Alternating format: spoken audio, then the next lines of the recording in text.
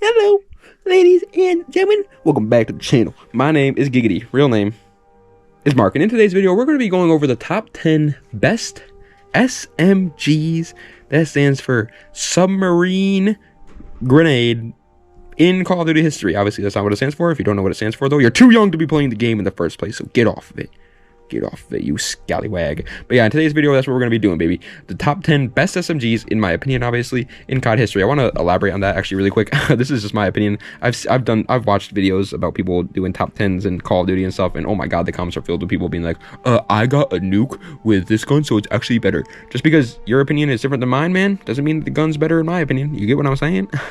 So these are just my opinion. I have played all the COD since COD 4, for those who don't know, and this is a brand new channel, so if you guys are interested in any sort of Call of Duty videos or content, I would appreciate if you absolutely clobbered, slobbered, and licked that subscribe button up and down. It would mean the world to me. Without further ado, let's get right into it with number 10.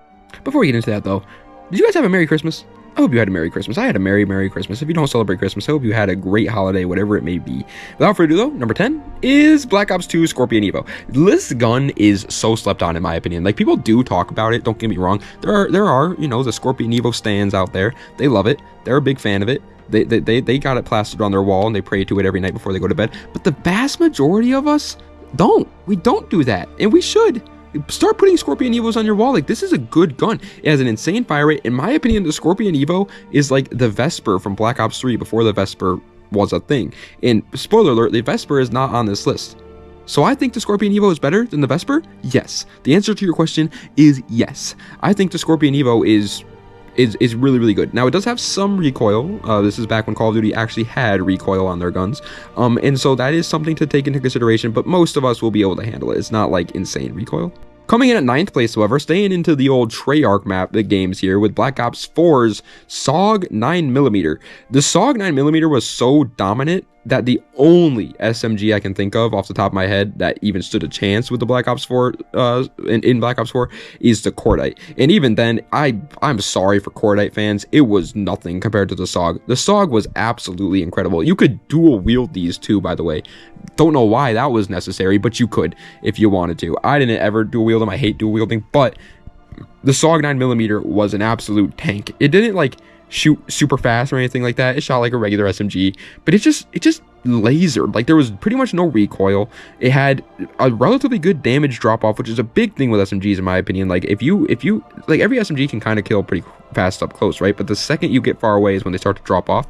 If a SMG has good damage range, it's so much better, and that's what the SOG was.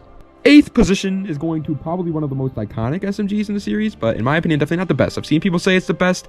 To those people, I say, you, sir, are mistaken, because it's the Modern Warfare 2, the original Modern Warfare 2, not the poopy one, UMP 45, the Donald Trump 45, which, by the way, I looked this up the other day because I was like, wait a minute, wasn't he the 45th president of the United States? He was. So calling it the Trump 45, it actually kind of makes sense, which is hilarious. But either way, yeah, the UMP 45 was incredible. In Modern Warfare 2, pretty much every gun was incredible. You could use absolutely everything except for SMGs, surprisingly. SMGs were always kind of like on the back burner in Modern Warfare 2, I feel like.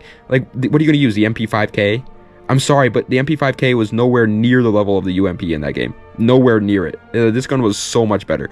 And the SMGs in general in that game just felt a little bit weak compared to the ARs, and the only one that really stood up to them was the UMP. The UMP was a beast. And then they brought it back in Modern Warfare 3 and kind of ruined it a little bit. Still a good gun in MW3, but nowhere near as good as the MW2. Coming in at 7th position is the first, and honestly, I think it's the only, yeah, it is the first and only DLC SMG in this entire list.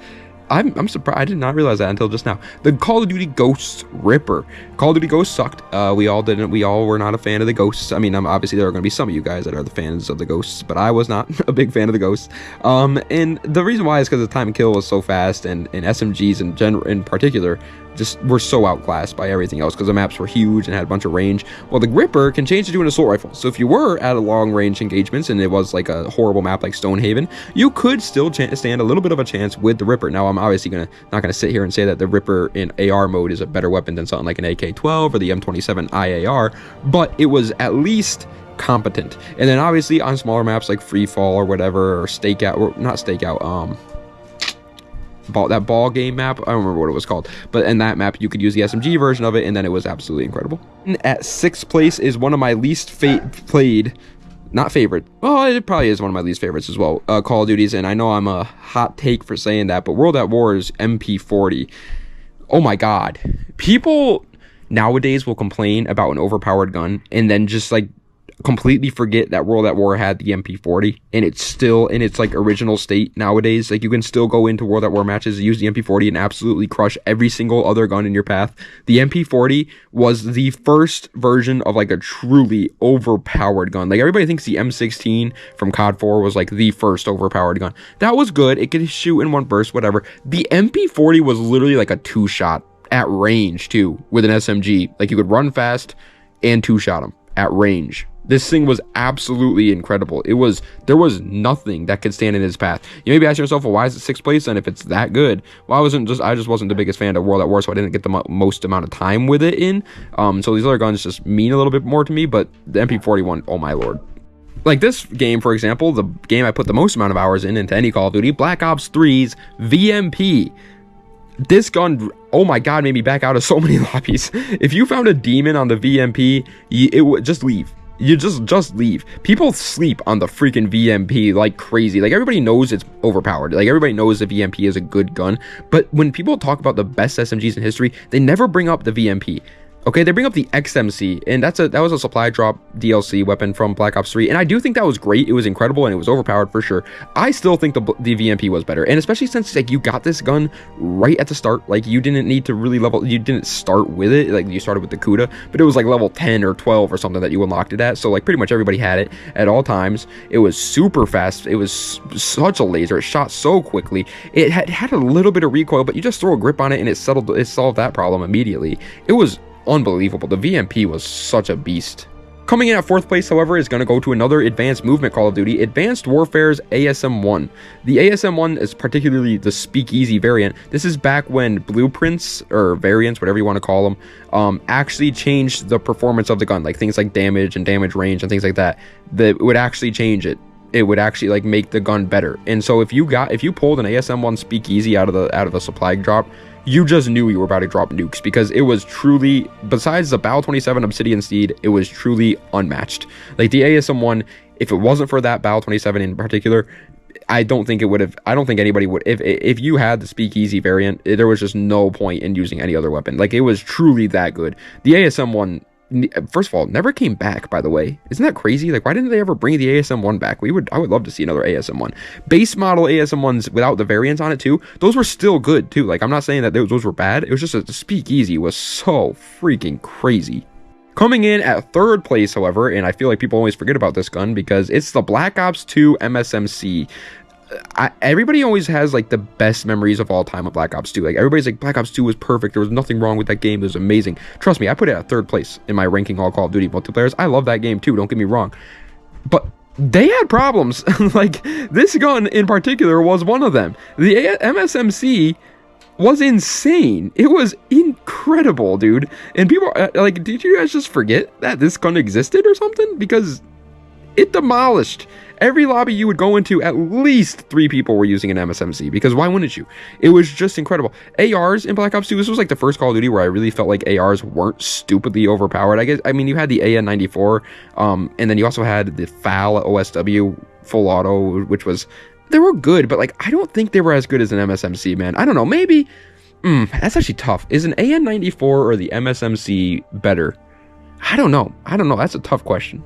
Coming in at 2nd place, however, is going to a much more recent Call of Duty, Modern Warfare 2019's MP5. I was actually going to put the MP7 from Modern Warfare 2019 here until I watched one single Futives video on YouTube and realized, wow, yeah, nope, that gun was insane. Futives, in case you don't know, is a YouTuber who like drops nukes in every Call of Duty. He's good with everything. You put a freaking dildo in his hand, the guy's gonna get a nuke somehow.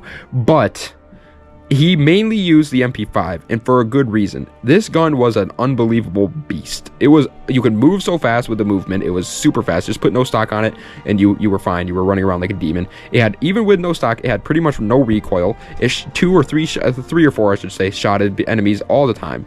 And yeah, this game did get run a little bit by ARs. I would say the the Grau and the M4 are definitely better than the MP5, but this was not a force to be reckoned. Every search and destroy lobby, you'd have guys running around with AX50 MP5 combos. Honorable mention time, because I didn't want to include it on the real list because maybe it's just a honeymoon phase, but it's the Black Ops 6 Jackal PDW. As of right now, this gun is absolutely insane, but again, it's the honeymoon phase, so maybe that's just because the game just started. Everybody's feeling like this gun's overpowered because it is one of the better guns in the game for sure. And on top of that, maybe they're going to nerf it into the ground in the future, so I didn't want to put it in the regular list, but it is looking pretty good. The Jackal PDW is looking pretty promising, and the best part of it is it's fun to use too. I actually really enjoy using the Jackal PDW.